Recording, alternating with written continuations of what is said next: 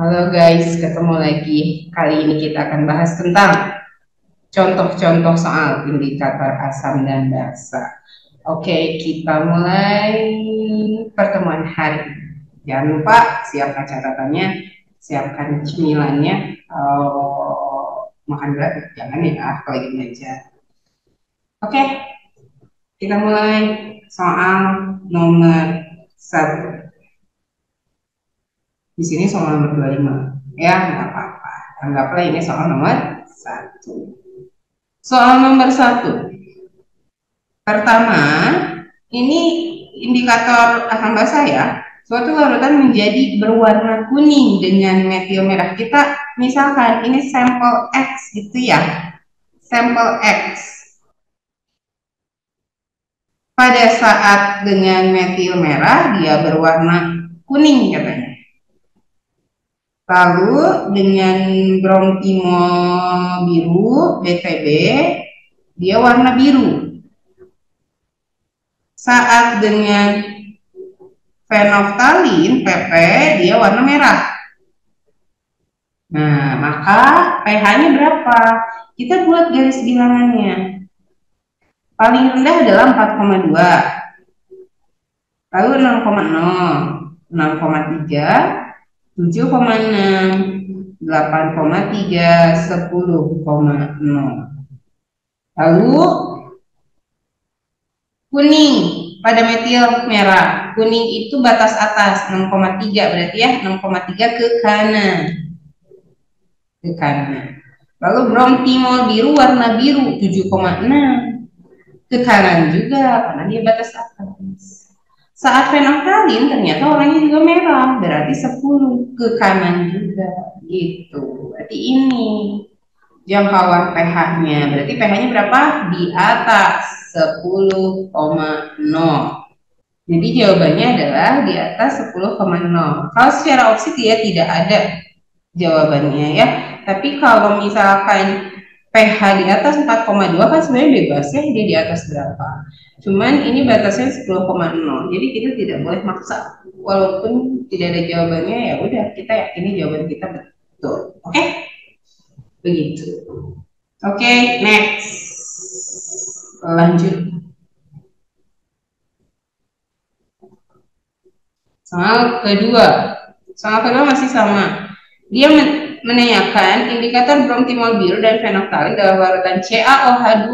CaOH2 itu kategorinya adalah basa kuat. Basa kuat itu mempunyai rentang pH di atas 10,0 ya. Nah, CaOH bromtimol biru berarti akan menghasilkan warna apa? Bromtimol biru. Bromtimol biru berarti dia akan menghasilkan warna biru karena di atas 7 kan ya. Terus dengan fenoftalin, fenoftalin dia akan menghasilkan warna merah. Ya, kan 10,0 berarti di atasnya akan menjadi warna merah. Berarti biru dan merah yang A. Seperti itu. Oke. Nomor berikutnya. Suatu larutan berwarna kuning dengan indikator metil merah, berwarna biru dengan bromtimol biru, dan tidak berwarna dengan fenoftalin. Berapakah pH-nya? Kita buat dulu garis bilangannya. Berarti 4,2, 6,0, 6,3, lalu berapa? 7,6, 8,3, sama 10,0. Berwarna kuning saat metil merah. Berarti 6,3 ke kanan ya. Nah, lalu berwarna biru saat bromtimol biru berarti 7,6 ke kanan. Gitu ya. Lalu tidak berwarna saat fenoftalin berarti 8,3 ke kiri gitu. Jadi ini ya rentangnya. Oke. Oke, berarti pH-nya ada di rentang 7,6, pH 8,3. Begitu? Iya, itu pH. Yang A. Kalau yang B, larutan lain memberi warna kuning saat metil merah. Berarti kita buat lagi. Mau buat lagi, mau ditumpuk juga sih sebenarnya nggak masalah ya. 4,2, 6,0, 6,3, 7,6, 8,3, 10,0. Lalu di situ memberikan warna kuning saat metil merah. Kuning 6,3 ke kanan. Warna biru saat bromtimol biru 7,6 ya, ke kanan juga. Merah saat fenoktal berarti 10,0. Berarti pH-nya di atas 10. Begitu. Ya, hampir mirip sama yang tadi. Begitu untuk menentukan terakhir pH untuk indikator sintesis.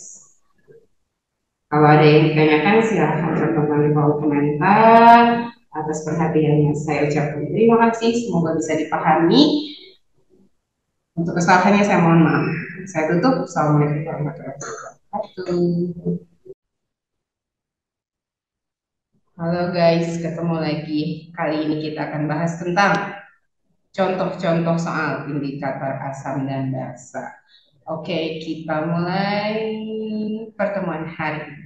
Jangan lupa siapkan catatannya, siapkan cemilannya. Makan berat jangan ya, kalau lagi belajar. Oke, kita mulai soal nomor 1. Di sini soal nomor 25. Ya, nggak apa-apa. Anggaplah ini soal nomor 1.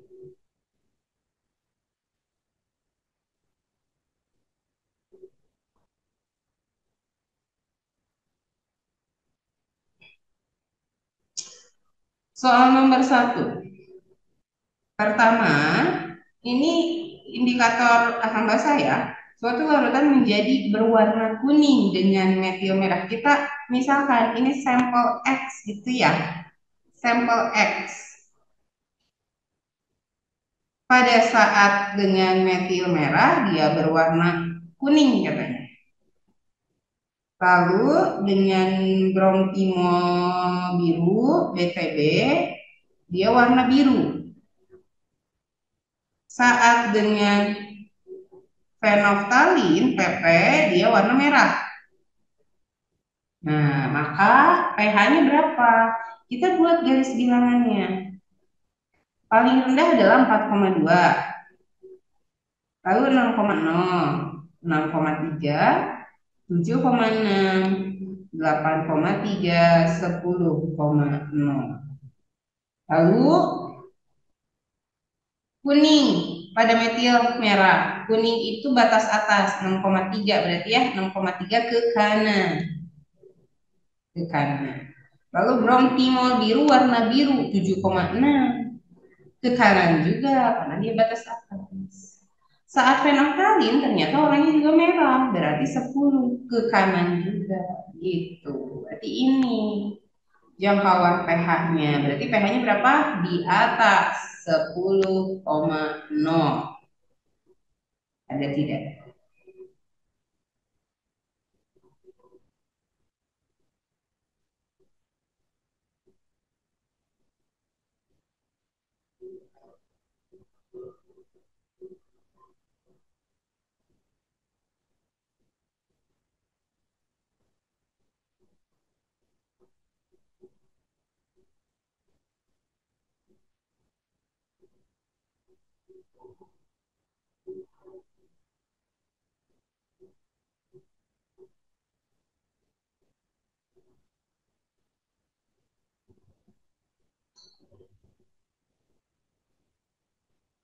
Jadi jawabannya adalah di atas 10,0.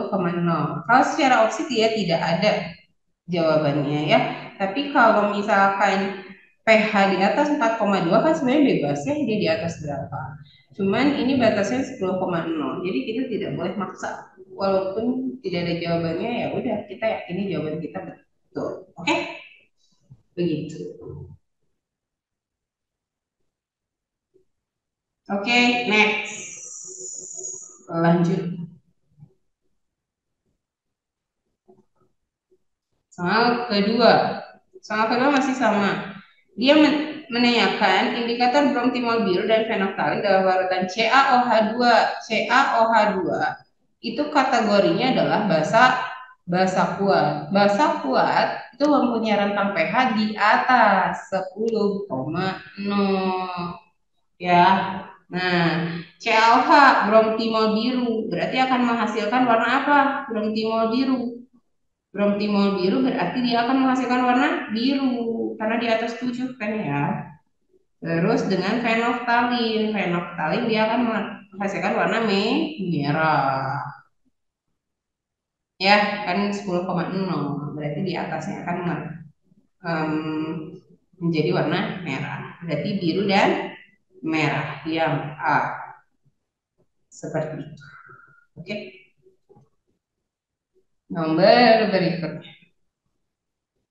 Suatu larutan berwarna kuning dengan indikator metil merah, berwarna biru dengan bromtimol biru, dan tidak berwarna dengan fenolftalin. Berapakah pH-nya? Kita buat dulu garis bilangannya. Berarti 4,2, 6,0, 6,3, lalu berapa? 7,6, 8,3, sama 10,0. Berwarna kuning saat metil merah. Berarti 6,3 ke kanan ya. Nah, lalu berwarna biru saat bromtimol biru berarti 7,6 ke kanan. Gitu ya. Lalu tidak berwarna saat fenolftalin berarti 8,3 ke kiri gitu. Jadi ini ya rentangnya. Oke. Oke, berarti pH-nya ada di rentang 7,6, pH 8,3. Begitu?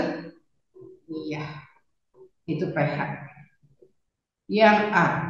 Kalau yang B, larutan lain memberi warna kuning saat metil merah. Berarti kita buat lagi. Mau buat lagi, mau ditumpuk juga sih sebenarnya nggak masalah ya. 4,2, 6,0, 6,3, 7,6, 8,3, 10,0.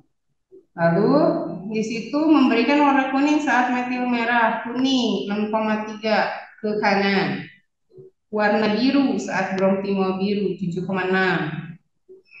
ya, ke kanan juga. Merah saat fenolftal berarti 10,0. Berarti pH-nya di atas 10. Begitu. Ya, hampir mirip sama yang tadi. Begitu untuk menentukan terakhir pH untuk indikator sintesis. Kalau ada yang ditanyakan silahkan teman-teman di kolom komentar. Atas perhatiannya saya ucapkan terima kasih. Semoga bisa dipahami.